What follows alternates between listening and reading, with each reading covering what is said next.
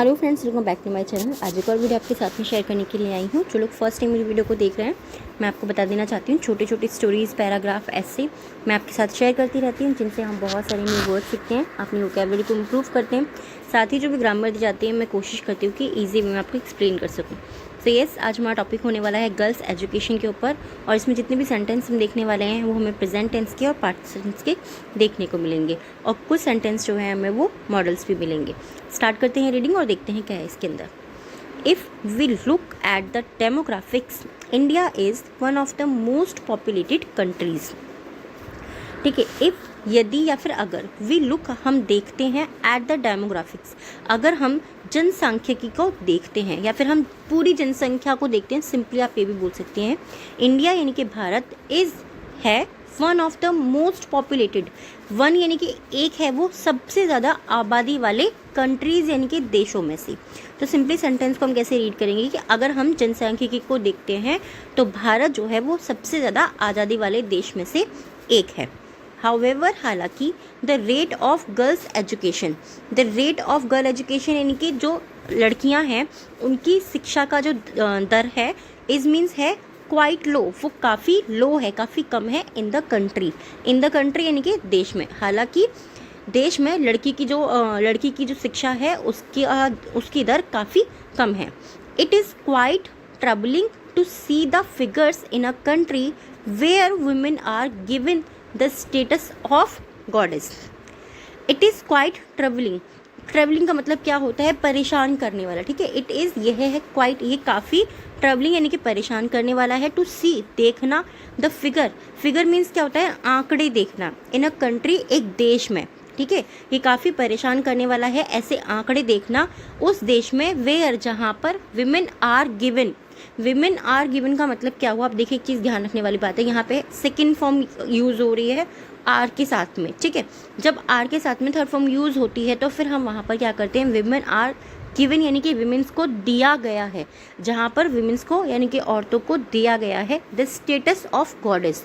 The status यानी कि उन्हें स्थान दिया गया है। स्टेटस का मतलब होता है स्थान देना, ठीक है, ऑफ गॉडेस यानी कि देवी का। तो इन आंकड़ों को देखना काफ़ी परेशान करने वाला है जहाँ पर औरतों को स्थान दिया गया है देवी का।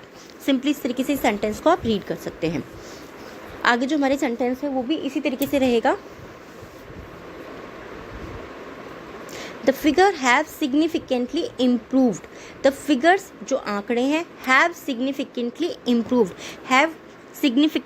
इम्प्रूव्ड यानी कि हैव के साथ में थर्ड फॉर्म का यूज़ हुआ है।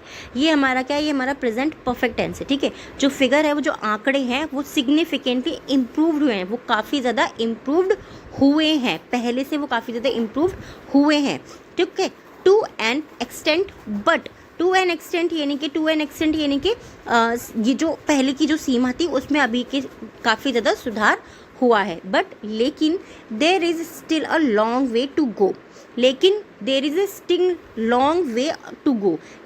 अभी भी वहाँ तक जाने के लिए यानी कि दूर तक जाने के लिए अभी भी एक लंबा रास्ता है। यानी कि इस चीज़ को, ये जो बोलते हैं ना कि औरतों की पढ़ाई को पूरा करने के लिए अभी भी बहुत समय लगेगा, बट फिर भी पहले से काफ़ी सुधार हुआ है। Women are not allowed, women यानी कि औरतों को वर नॉट अलाउड, उन्हें अनुमति नहीं दी जाती है या उन्हें अनुमति नहीं दी गई थी, ऐसा बोलेंगे, उन्हें अनुमति नहीं दी गई थी। To even step out of their houses. To even यानी कि यहाँ तक। स्टेप आउट मीन्स क्या होता है? बाहर निकलने की, थोड़ी बहुत देर के लिए जब हम बाहर निकलने के बोलते हैं हम बोलते हैं step out of their houses. यहाँ तक कि औरतों को उनके घर से बाहर निकलने की अनुमति भी नहीं दी गई थी। इन एंशिएंट इंडिया यानी कि प्राचीन भारत के अंदर औरतों को घर से बाहर तक निकलने की अनुमति नहीं दी गई थी। बट लेकिन देयर आर चेंजिंग यानी कि अब कुछ बदलाव हो रहे हैं।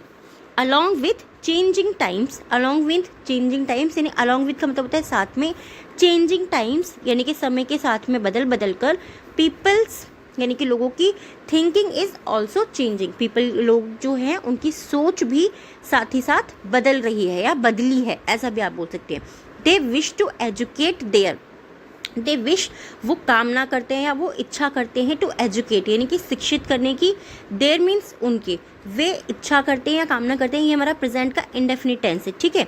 देयर गर्ल्स, वो अपनी लड़कियों को पढ़ाने की कामना करते हैं या इच्छा करते हैं। एंड और see them succeed in life, और सी उन्हें देखना चाहते हैं या देखते हैं, देम मतलब उन्हें सक्सीड इन लाइफ, और उन्हें जीवन में सफल देखना चाहते हैं, वो देखने की कामना करते हैं, क्योंकि हमारा सेंटेंस में विश वर्ड यूज हुआ है, ठीक है।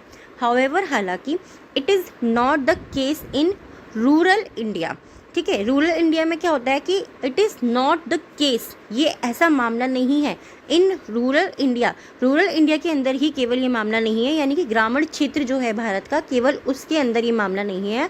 विच, जिसमें makes for more than 60% of the population, जो कम से कम 60% से ज़्यादा यानी कि 60% से ज़्यादा पॉपुलेशन को बनाता है, आबादी को बनाता है, ठीक है। इसमें केवल, हालांकि सिर्फ ग्रामीण क्षेत्र ही नहीं है जो पूरी पॉपुलेशन का यानी कि भारत की पूरी पॉपुलेशन का 60% बनाता है। We need to identify the factors responsible for such low rates of girl education to find some solutions.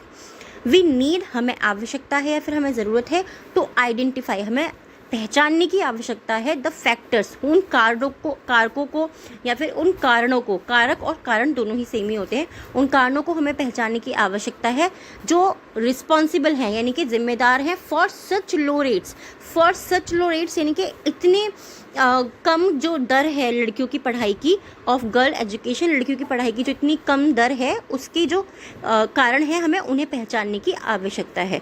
To find some solutions यानी कि कुछ जो भी उनके उपाय होते हैं। सॉल्यूशन का मतलब क्या होता है, किसी भी चीज़ का उपाय निकालना यानी कि उसका समाधान खोजना। तो उसके समाधान को खोजने के लिए हमें इसकी पहचान करने की आवश्यकता है। India is still a developing country, Bharat जो है स्टिल यानी कि अभी भी, डेवलपिंग यानी कि विकसित हो रहा है, विकास कर रहा है, विकास करने वाला देश है। It has too much poverty यानी कि इसमें अभी भी बहुत ज़्यादा दरिद्रता है। काफ़ी सारी जगहों पे आप लोग देखते होंगे बहुत गरीब लोग हैं जिनको कुछ मिलता नहीं है, यानी कि पॉवर्टी, वो गरीब उसमें आ जाते हैं, वो दरिद्रता वाले उसमें आ जाते हैं। एंड रिग्रेसिव थिंकिंग यानी कि प्रतिगामी सोच, जिनकी सोच बड़ी थोड़ी सी खराब होती है, इस तरीके के लोग अभी भी देश के अंदर हैं। It is one of the main reason why people don't encourage girls to get an education. It is the one of the main reason, ये सबसे प्रमुख कारणों में से एक है कि लोग क्यों, वाई पीपल की लोग क्यों प्रोत्साहित नहीं करते हैं गर्ल्स को एजुकेशन हासिल करने में या फिर प्राप्त करने में। गेट का मतलब पाना, प्राप्त करना, हासिल करना, होना, काफ़ी सारे होते हैं, बहुत सारी वीडियोज़ में आपको मैं ये वाली चीज़ बता चुकी हूँ। तो अभी भी जो है ये मुख्य कारण है कि क्यों लोग लड़कियों को एजुकेशन प्राप्त करने में उनको प्रोत्साहित नहीं करते हैं। आई होप ये जो टॉपिक है आपको पसंद आया होगा, बहुत ही इंपॉर्टेंट टॉपिक है। इस तरह के टॉपिक्स आपको एग्जाम्स में भी आते हैं और हमें रियल लाइफ में भी इस तरह के टॉपिक्स पता होनी चाहिए। ये इसका पार्ट 1 है, इसके पार्ट 3 मैं आपके साथ में शेयर करूँगी, सेकंड पार्ट बहुत जल्दी आपके साथ में शेयर करूँगी। ये कैसा लगा है प्लीज़ मुझे कॉमेंट में ज़रूर बताइएगा। आज की 3 वर्ड्स हैं जिनसे आपको सेंटेंस बनाना है, कॉमेंट बॉक्स में लिखना है। फर्स्ट है ट्रबलिंग यानी कि परेशान करना या परेशान होना। सेकेंड है सिग्निफिकेंटली यानी कि काफ़ी ज़्यादा या काफ़ी। थर्ड है रिस्पॉन्सिबल यानी कि जिम्मेदार। इन तीनों वर्ड से आपको सेंटेंस बनाना है, कमेंट बॉक्स में लिखना है। आज के 3 डिक्टेशन के जो वर्ड हैं, फर्स्ट है हमारा डेमोग्राफिक्स, ये डिक्टेशन का वर्ड है। सेकंड है पॉवर्टी एंड थर्ड है एंशंट। आई होप ये वीडियो आपको पसंद आई होगी, कैसी लगी प्लीज़ मुझे कमेंट में ज़रूर बताइएगा। Thanks for watching.